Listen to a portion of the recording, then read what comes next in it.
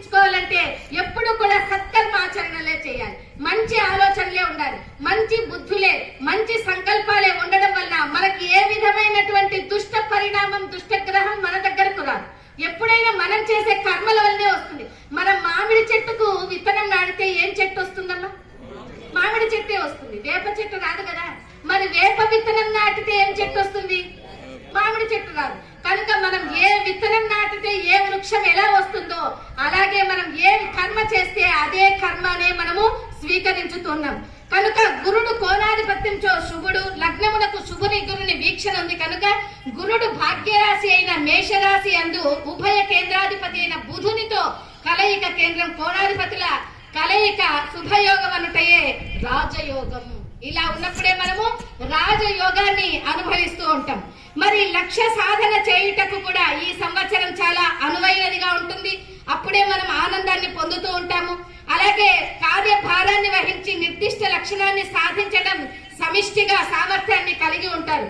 గత సంవత్సరం కంటే ఈ సంవత్సరం విద్యా సంస్థలు గాని, రీసెర్చ్ సెంటర్లు గాని ఇంకా పెరుగుతాయి. వాటిని ఇంకా చాలా జాగ్రత్తగా చూసుకుంటూ ఉంటారు. ఈ సంవత్సరం అంతా కూడా కవులకు, కవి సమ్మేళనాలకు, రచయితలకంతా కూడా ఈ సంవత్సరం చాలా బాగుంది. ఎందుకంటే మనం ఉగాది రోజున జరిపేదే కవి సమ్మేళనాలు, రచయితల పోటీలు, ఇలాంటివన్నీ కూడా పూర్వం జరుగుతుండేటివి. కానీ ఈ కాలంలో మరి కవులు ఎవరున్నారు అనేటువంటిది చాలా వేళ్ల మీదనే లెక్కిస్తూ ఉండొచ్చు, రచయితలు కూడా వేళ్ల మీద లెక్కిస్తూ ఉండొచ్చు. అదేవిధంగా ఈ ప్రజారోగ్యాలంతా కూడా కనీస స్థాయిలో సామాన్యంగా ఉంటాయి. ప్రజారోగ్యాలు అంటే హాస్పిటల్స్, ఈ హాస్పిటల్స్ కానీ, హాస్పిటల్ సంబంధించిన మెడిసిన్స్ కానీ ఇవన్నీ సామాన్యంగానే ఉంటాయి. ఈ ప్రజలకంతా కూడా అందుబాటులో ఉంటాయి. ఇతరులంతా చూసి ఆదర్శప్రాయంగా ఆర్థిక నేరాలపైన కనీస స్థాయికంతా కూడా వాళ్ళు వస్తాయి. వైవాహిక స్థితిగతులు కూడా గతం కంటే చాలా మెరుగుగా ఉంటాయి. దీర్ఘ ప్రణాళికకు ప్రభుత్వం కూడా సహాయాన్ని చేస్తుంది. మన సంస్కృతి, ప్రజల సంస్కృతి కట్టుబాట్లకంతా దేశీయమైన సంస్కృతి కూడా పునరుద్ధరించడం మొదలు పెడుతూ ఉంటుంది. అంతేకాకుండా ఈ షేర్ మార్కెట్లు ఎప్పుడైతే ఉన్నాయో, షేర్స్ అండ్ కమోడిటీస్, ఇవి తరచూ తగ్గుతుంటాయి, పెరుగుతుంటాయి, తగ్గుతుంటాయి, పెరుగుతుంటాయి. అంతేకాకుండా రవాణా రంగం, సైనిక విమాన రంగాలు, సేవల ద్వారాలు, ఆర్థిక వ్యవస్థ చాలా మెరుగ్గా ఉంటుంది ఈ సంవత్సరం. పన్నుల రూపంలోనూ, వైజ్ఞానిక పరంగాను, పరిశోధనల ద్వారాను, ఔషధ కంపెనీల ద్వారాను ఈ ఆదాయపు స్థిరాస్తి పన్నులు అన్ని కూడా అనేక రకాలైనటువంటి ఈ రూపాలన్నీ కూడా పన్నుల రూపంలో ఇప్పటి ముప్పడిగా మనకి ఆదాయాన్ని ప్రభుత్వానికి సమకూరుతుంది. అంటే ప్రతి ఒక్కరూ న్యాయ సమ్మతంగా వ్యాపారం చేస్తేనే కదా పన్ను కట్టేది. ఈ పన్నులు కట్టడం వల్లే కదా గవర్నమెంట్ కు ఆదాయం వస్తుండేది. కనుక అటువంటి బాగా మంచిగా వ్యాపారం చేస్తూ ఉంటారు.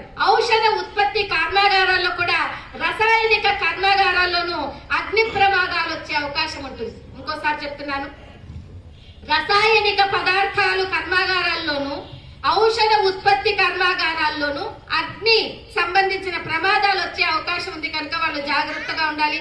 డిసెంబరు, జనవరి, ఫిబ్రవరి నెలల్లో ప్రజలకు శీతల వాయు ప్రభావాల వల్ల కంఠము మరియు ముఖ సంబంధమైనటువంటి అనారోగ్యాలు, భయము ఉంటుంది. వీళ్ళు చాలా జాగ్రత్తలు తీసుకోవాలి ఆరోగ్యం మీద. ఈ సంవత్సరం కమ్మరి వాళ్లకు, కమ్మరి వాళ్ళంటే తెలుసు కదమ్మా, కుండలు చేస్తారు.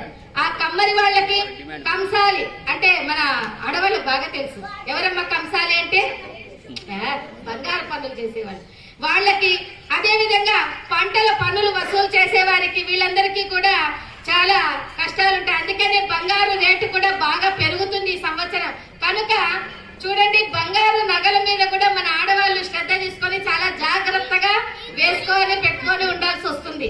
కనుక జాగ్రత్తగా ఉండాలి.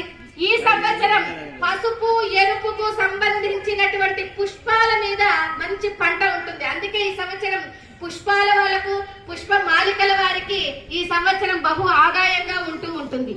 అంతేకాకుండా ఈ సంవత్సరము పూర్వభాద్ర నక్షత్రంలో శని సంచారం ఉంది కనుక ఈ తమిళనాడు ప్రాంతాల వాళ్ళకి, నీతిమంతులకంతా కూడా హాని కలిగిస్తూ ఉంటుంది.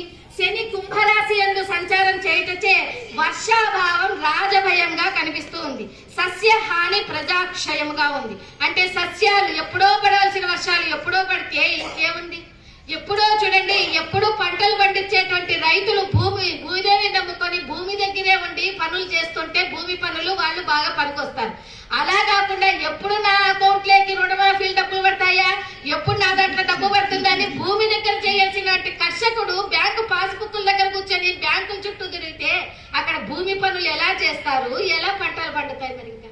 కనుక ఇటువంటి వాటన్నిటితో కూడా మనకి పంట నష్టం వస్తూ ఉంటుంది. అదే విధంగాను మనకి వెంకటేశ్వరుని ఈ సంవత్సరం కొలుచుండేవారు, వెంకటేశ్వరుని పాద పద్మాలను కొలిచేటువంటి వారు కలియుగ వెంకటేశ్వర అంటున్నారు. మనకి ప్రతి ఒక్క వర్గంలో, ప్రతి ఒక్క కులంలో, ప్రతి ఒక్క మతంలో కూడా ఈ దేవుడు వీళ్ళకే జన్మించారా అనేది లేదండి. ఆదివైశ్య